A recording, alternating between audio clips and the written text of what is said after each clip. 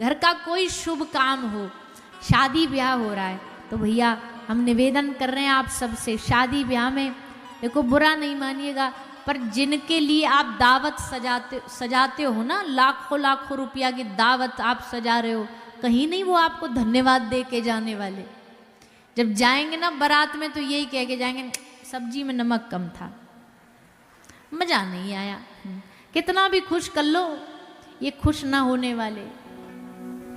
अब इसका मतलब क्या खाना भोजन इज्जत नाक कटवा लें अपनी? लेकिन नहीं भैया, खूब करो, भगवान ने आपको धन बल दिया तो खूब उसको जितना लगा रहे हो लगाओ ब्याह शादी में, पर जितना आप लोगों के खाने में, पहनने में, सोने में, चांदी में, देने में, लेने में खर्च करते हो ना, उसका 5वां या 10वां हिस्सा बस आप ये संकल्प लेके करो कि इसका 10वां हिस्सा हम किसी परोपकार में लगाएंगे, गौ माता की सेवा किसी गौशाला में लगाएंगे, किसी वृद्ध, किसी अनाथ बालकों की, अशिक्षित बालकों की शिक्षा में, केवल 10वां हिस्सा।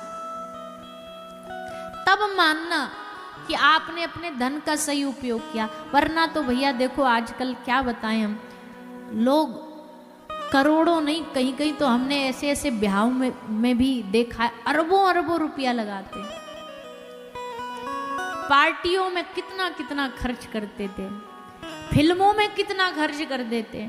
आज खबरें आती है वो फिल्म ने 50,000 करोड़ कमा लिए, इसने इतने करोड़ कमा लिए, उसने उतने कमा लिए, करोड़ों करोड़ों रुपए। हम कोई किसी के विरोध में नहीं बोल रहे, सब अपना अपना कर रहे हैं भैया, जिसको जो ऐसा बन पड़ रहा है।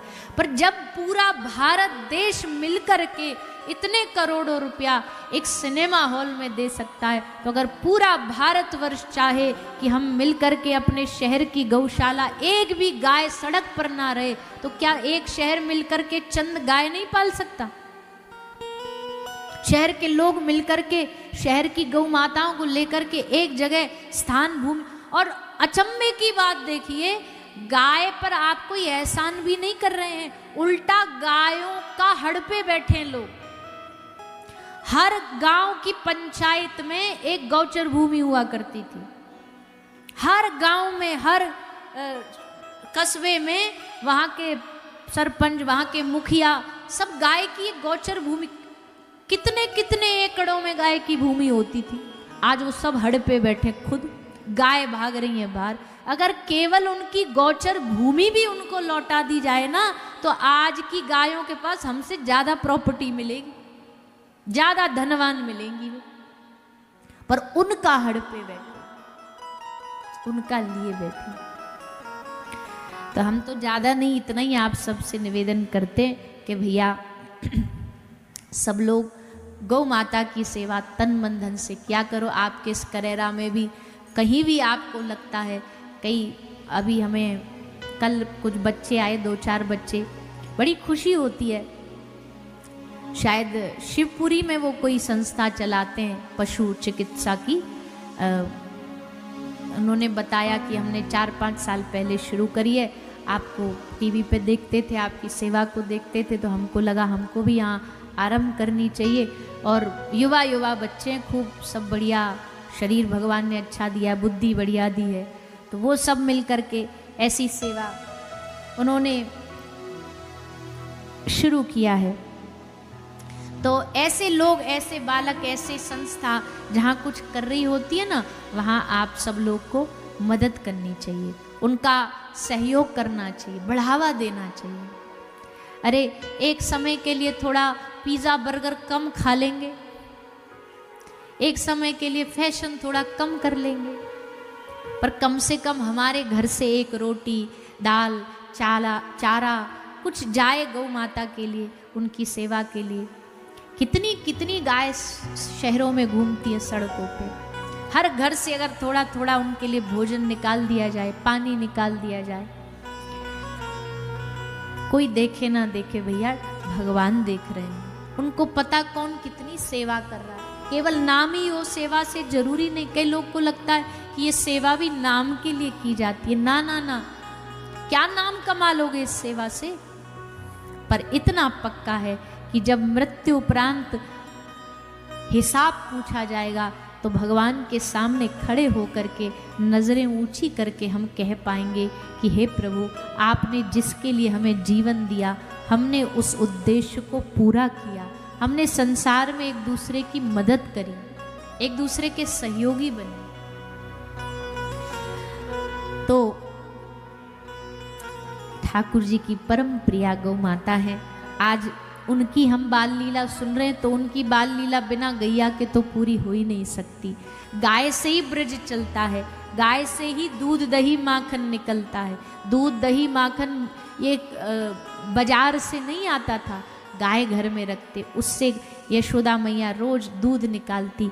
तो आज ठाकुर जी ने पहली बार कहा गैया, फिर कहा मैया, भैया, बाबा, और फिर तो ऐसा बोले मारा फर्राटेदा, फिर तो पूरा रुके ही नहीं, फिर तो सीधा बोल बोल। मैया कहती तेरी जीभ ना थके न, चुप बैठ जाए कर। पर ठाकुर जी कहाँ थकवे वारे, ये तो सबको थका दें। हमारो ब्रज को ठाकुर बड़ो विचित्र है भैया। ठाकुर जी तो सबरी दुनिया में है अलग अलग रूप में, पर ब्रजवारों ने अलग ही है। ब्रजवारों एकदम अलग है, या की चाल ढाल, या के बोल चाल, या के नखरे, इनके नाटक, इनकी एक्टिंग, आहा क्या अदाएं हैं।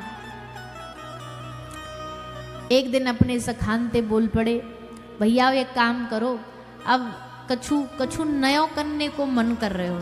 सखा बोले कहा नयो करने को मन कर रहे हो? बोले हमारो मन कर रहा हो माखन चोरी शुरू करें। सखा बोले चोरी करवे की क्या जरूरत है, जब ऐसी बिना चोरी के ही माल मिल जाएगा तो। ठाकुर जी बोले अरे पागलो, तुमको कहा पतो, ऐसे माखन में मजा थोड़ी है जो चोरी के माल में आनंद है। घर घर जाएंगे, चोरी करेंगे और खूब आनंद लुटाएंगे। एक काम करो, सब लोग एक काम करो, सब अपने अपने घर जाके एक एक बार अपने घर में ट्राई मारो चोरी करवे की। क्योंकि एक एक बार घर में कोशिश करो, कहा पतो अगर चोरी में फेल भी हो गए, पकड़े भी गए, तो कम से कम घर की बात घर में दबी रहेगी, काहे को पतो ना चलेगी। सब बोले ठीक है जी, चल करते हैं कोशिश। सब घर गए, सबने एक एक दिन अपने घर जाके चोरी की कोशिश करी। लाल जी ने भी करी, ठाकुर जी ने भी करी। ठाकुर जी ने कैसे करी? अपने घर गए, जाके माखन चुरा रहे। यशोदा मैया ने देखी कछु गड़बड़ में लगो भयो है ये, सो मैया तुरंत दबे पाम आई, आके पीछे कन्हैया को पकड़ी, बोल क्या कर रहे हो, चोरी कर रहे हो? ठाकुर जी बोले अरे मैया कैसी बात कर रही है, अपने घर में कोई चोरी हुए करे, अपनो माल है, मन कर रहे हो, और वो तो मोकू धन्यवाद दो। मैया बोली काय बात को धन्यवाद दूं तो को? बोले मोकू ये धन्यवाद दो मैया, मैंने देखी मेरी मैया दिन भर काम में लगी रहे, काम करती रहे, काम करती रहे, निक मैं भी या को हाथ बटा दूं तो मैया तेरे माखन की मटकी में आज बड़ी सारी चेंटी चिपक रही। तो मैंने सोची बीन दूं इनको, इनको अलग कर दूं। तो चेंटी बीनने आयो मैया, लो उल्टो हमको ही डांट पड़ गई। मैया बोली अच्छा बड़ो चतुर सुजान बन रहे हो, तू चेंटी बीनने आयो, ये तो बात समझ में आ गई। चेंटी बीनने में तो हाथ में माखन लगतो, तेरे मोड़े पे काय को लगे हो? चेंटी हाथ ते बीन रहे हो कि मोड़े ते बीन रहे हो? ठाकुर जी बोले अरे मैया भोली भाली मैया, पाँच चीटी में एक चीटी मेरे पाम पे चढ़ी, पाम ते घुटना पे चढ़ी, घुटना ते जांग पे चढ़ी, जांग ते छाती पे आई, छाती ते गले पे आई, गले ते मोड़े पे आई, और जैसे मेरे मुंह पे आई मैया मेरे हाथ में तो माखन लगोई, चेटी मोड़े पे घूम रही, वाकू हटाने के लिए मैंने जैसे मुंह पे ऐसे करो मैया माखन लग गयो। अब बता, एक तो काम करो उल्टी डांट खाओ। मैया बोली वाह क्या बात है, ऐसो समझदार बेटा छोरा भगवान सबको दे, कितनो सूधो है। अब महाराज ये तो चोर जार शिखामणि चोरी में है गए पास, पर इनके सखान की हालत आज एकदम सीरियस थी।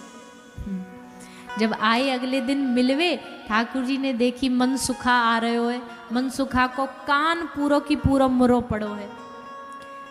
सीधा माँ आ रहे वा के गाल पे थप्पड़ के थाप छपी हुई है, कहीं की टांग टूटी हुई है। ठाकुर जी बोले ये का भयो तुम सबको काम।